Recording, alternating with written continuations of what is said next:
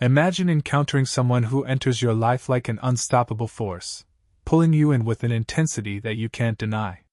It feels as though the universe itself has conspired to bring the two of you together, making you feel seen, understood, and deeply connected. But just as quickly as this bond forms, it starts to fracture, and you find yourself in pain, wondering why the universe would place such a powerful connection in your path only to take it away. In today's discussion, we'll explore this question through the lens of Jungian psychology, drawing on ancient wisdom shared by mystics, philosophers, and psychologists. What you're about to uncover is that the relationships you're not meant to keep may very well be the ones your soul needs the most. This isn't just another love story, it's the story of your inner growth, your subconscious, and how the invisible forces at work in your mind shape the relationships you attract into your life. I encourage you to stay with me until the very end, because the final insight might just change the way you view every relationship you've ever had. Think back to someone you loved or believed you loved deeply, only for the relationship to fall apart. Now, what if I told you that meeting this person wasn't a random event, but rather a purposeful moment orchestrated by the universe?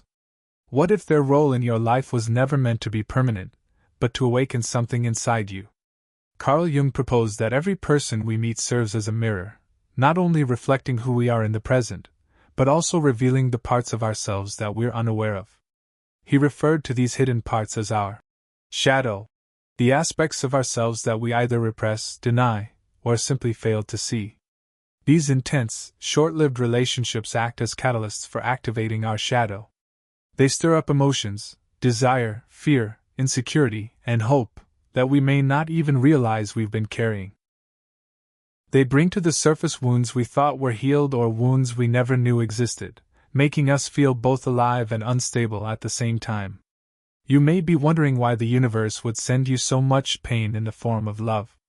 But what if that pain isn't really pain at all? What if, instead, it's an invitation to awaken? When someone triggers your shadow, it's not just about falling in love with them. It's about confronting parts of yourself that have been buried by your past, by childhood experiences, by trauma, or even by the expectations society places on you. The individuals who ignite this process are not meant to stay forever. They are simply meant to be mirrors, showing you the hidden aspects of yourself that you may have ignored or repressed. Jung referred to this phenomenon as projection, when we unknowingly project our unmet desires, needs, or fears onto another person. So, when you're drawn to someone, it's not just them you're seeing, you're also seeing a reflection of your own unmet needs, desires, and fears staring back at you. Have you ever found yourself inexplicably attracted to someone who was emotionally unavailable, or someone who stirred within you both a sense of fear and excitement? These people aren't offering love in the conventional sense. Instead, they are offering transformation. As Jungian analyst James Hollis once said, the purpose of relationships isn't happiness, it's transformation. So, the universe isn't being cruel when it sends someone into your life whom you can't keep, it's being intentional. The person who comes into your life may not be there to stay, but they're there to crack you open, not to break you, but to reveal something deep within yourself. When the relationship eventually ends, it's not the end of the story, it's just the beginning of something far more significant. It's a return to yourself, a chance to rediscover parts of you that were hidden or neglected. Sometimes, we need that emotional friction, that heartbreak, and that yearning to bring us back to life, much like a sculptor chisels away at a piece of stone to reveal the form inside. The people who aren't meant to remain in our lives force us to confront questions we've long avoided. Why do I give my power away to others? Why do I seek validation from people who withhold it? Why do I feel unworthy when someone doesn't choose me? When you take the time to sit with these questions, not out of blame, but with genuine curiosity, you begin to reclaim the fragmented parts of yourself. You start to see that this person didn't destroy you. They helped you uncover who you truly are. But here's the crucial point. This can only happen if you are willing to look. Many of us miss the message because we're too absorbed in the pain of the loss. We often hold on to the idea that this person was the one, when in reality, they were just the spark, the catalyst. They weren't meant to fulfill our idealized fantasy, but rather to shatter it so something more real and authentic could emerge in its place. Can you see how this shifts everything? You were never being punished. You were being guided, initiated into a deeper understanding. Now I want to ask you something that might be uncomfortable, but it's necessary. Is there someone from your past who left, but still lingers in your mind, not because of who they were, but because of who you were when you were with them? What part of yourself did they awaken? And have you fully embraced that part, or are you still chasing the ghost of a lesson left unlearned? Consider this your invitation to reflect. If there's a story you're ready to release or a realization that has just dawned on you, share it in the comments below. Your insights might help someone else on their journey. And remember, we're only just beginning. In the next part, we'll explore why these connections often feel so spiritual, even faded, and why that doesn't always mean they are meant to last. We'll delve into soul contracts, archetypes, and how our unconscious uses relationships as rituals of evolution. If this first step resonated with you, stay with me, the truth gets even deeper. What if the most intense relationships in your life weren't accidents at all, but rather sacred assignments?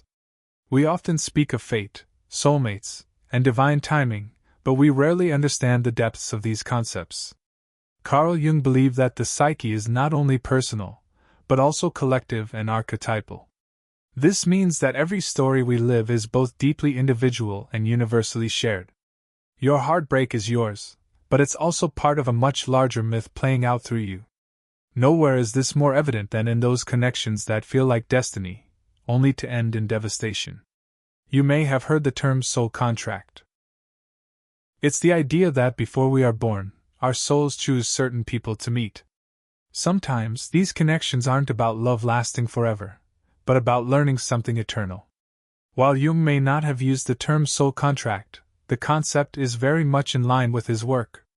He spoke of archetypes, universal symbols and patterns of behavior that reside in the collective unconscious. We all carry the archetype of the lover, the child, the hero, the wounded healer, and more. In relationships, these archetypes awaken and clash.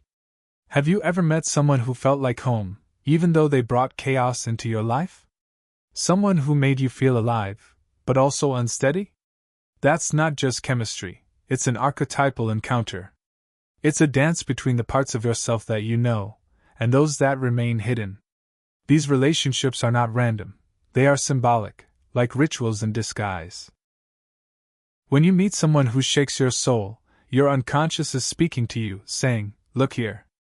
This is where you've hidden something sacred." Often, the people we are not meant to stay with hold the key to these hidden parts of us. But here's the paradox. The stronger the pull of the archetype, the more likely the relationship will collapse under its own weight. Why? Because archetypes are bigger than life itself, they belong to the realm of myth and symbol. When we project these grand ideas onto real people, we distort reality. We don't see the person for who they are, we see the fantasy. The rescuer. The redeemer. The one who will make us whole. But no human being can bear the burden of being someone else's savior. This is why these relationships burn bright, then fizzle out so suddenly. They aren't meant to last forever. They're meant to be transcended. And when we fail to let go of the projections, we suffer. We chase the illusion, believing that if we had done things differently, they might have stayed. But the truth is, they didn't come to stay. They came to transform.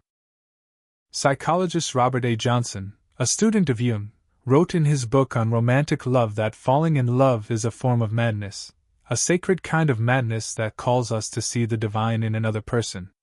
But the real work begins when that projection fades, when the god or goddess we thought we were loving becomes just a human being. That's when the relationship either deepens into something authentic or dissolves, having fulfilled its symbolic role. So ask yourself, what story were you trying to live through them? What need did they awaken in you? And is that need something they could truly fulfill, or was it always yours to claim and heal? This is at the heart of Jungian growth. Reclaiming your projections and taking back the parts of your soul that you mistakenly placed in someone else's hands. When you do this, the heartbreak transforms into something sacred, and the pain becomes a doorway. You move from asking, "Why did this happen to me?" to "What did this awaken in me?" This shift is everything. We're not here just to find someone, we're here to find ourselves, through others, yes, but ultimately, within ourselves. Yet, the question still remains, why does the universe make it feel so real, so deep, and so irreplaceable if it's not meant to last? The answer lies in your soul's curriculum. Not all love is meant to endure, but all love is meant to teach. The universe works through longing, loss, symbols, dreams, and encounters that push you beyond the surface of your identity. We don't grow when everything is easy.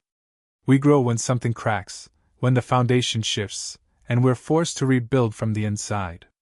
These soul-shaking relationships are designed to speed up that process, to collapse your illusions and pull you closer to your true self, but only if you're willing to do the inner work. Jung taught that the path to wholeness, which he called individuation, requires a confrontation with the unconscious, and relationships are one of the most powerful tools for that confrontation. Every love, every heartbreak, every trigger is a message from your deeper self. The person you couldn't keep wasn't just someone you lost, they were a messenger. Not because they were perfect, and not because you failed, but because your soul needed to remember something through them. And even now that they're gone, that message still echoes. The question is, will you listen, or will you keep chasing a different version of the same lesson, hoping for a different outcome next time? This is the fork in the road. One path leads to repetition, and the other leads to transformation. Which one are you on? Let's go deeper.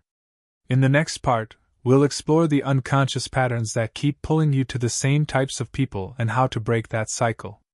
We'll discuss attachment theory, inner child dynamics, and how to rewrite your relational blueprint from the inside out.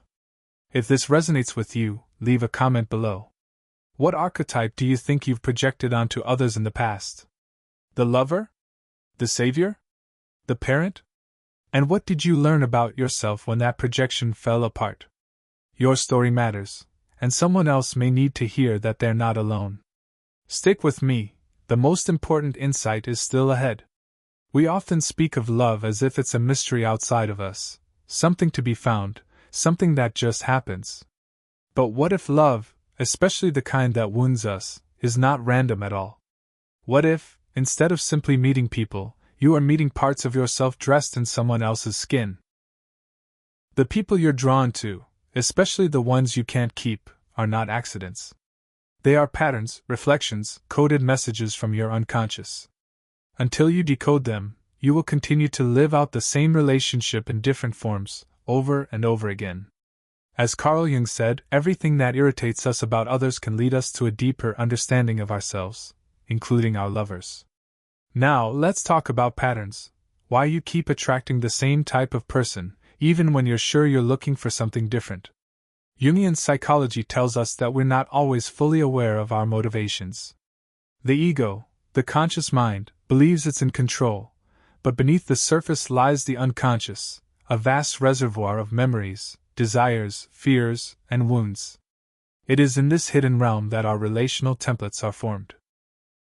If your early experiences of love were inconsistent, unsafe, or conditional, your inner child likely internalized the belief that love must be earned, chased, or feared. Unless this wound is healed, you will unconsciously seek out relationships that mirror those familiar patterns, not because they bring happiness, but because they feel like home. This is what attachment theory refers to as anxious or avoidant attachment styles, and what Jung would describe as a complex, an emotional cluster rooted in childhood trauma.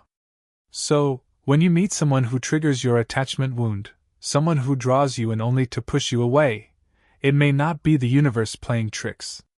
Instead, it could be your psyche recreating a familiar drama, hoping for a different outcome. But here's the truth, you can't rewrite the past by repeating it. The only way to heal it is by confronting it. These intense, fleeting, and confusing relationships are not just accidents, they're opportunities. They expose your emotional blueprint, showing you what you truly believe about love, your worth, and yourself. You might say, "But I knew they weren't right for me," and yet you stayed. You hoped. You tried to prove your value. Why? Because your unconscious wasn't seeking a partner, it was seeking redemption. It was trying to resolve the unresolved, hoping to finally be chosen in the way you once felt abandoned. This hidden script plays beneath the surface of your attraction, and unless you bring it into awareness, it will continue to control your life, and you'll call it fate. But when you become aware of your patterns, something extraordinary happens. You reclaim your power. You stop seeing the person who hurt you as the villain, and start recognizing them as a mirror. You stop blaming the universe and start listening to its messages. Most importantly, you stop outsourcing your healing to others, and begin the real work of integration. This is where the journey of individuation begins, moving from projection to ownership, from victimhood to authorship. You realize that the love you've been chasing outside of yourself is the love you've been withholding within. So, how do you break the cycle? First, by observing your patterns without judgment. Become the observer of your attraction. Ask yourself, why did I want their attention so badly? What emotion did they stir in me? Fear, longing, unworthiness. What story from my past were they unknowingly reenacting? Then honor the wound, not by indulging in it, but by tending to it.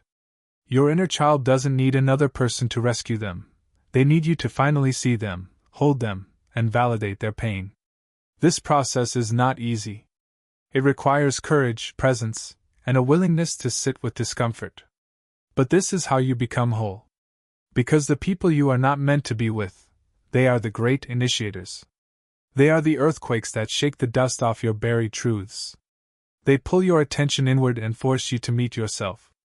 In this light, heartbreak is not the end of love, it is its most transformative expression. It peels away illusions, softens the ego, and invites the soul to rise. As spiritual teacher Eckhart Tolle once said, relationships are not here to make you happy, they are here to make you conscious. Let that land. This isn't about blame. It's about awareness. It's about breaking the cycle of repetition and stepping into the truth of who you really are so that you can love from a place of fullness, not lack. So let me ask you this, what emotional script have you been repeating in your relationships? What would it look like to release that story and write a new one? Who would you become if love was no longer about proving your worth, but about expressing your wholeness? Take a moment and let those questions sink in. And if you're ready, share your reflection in the comments.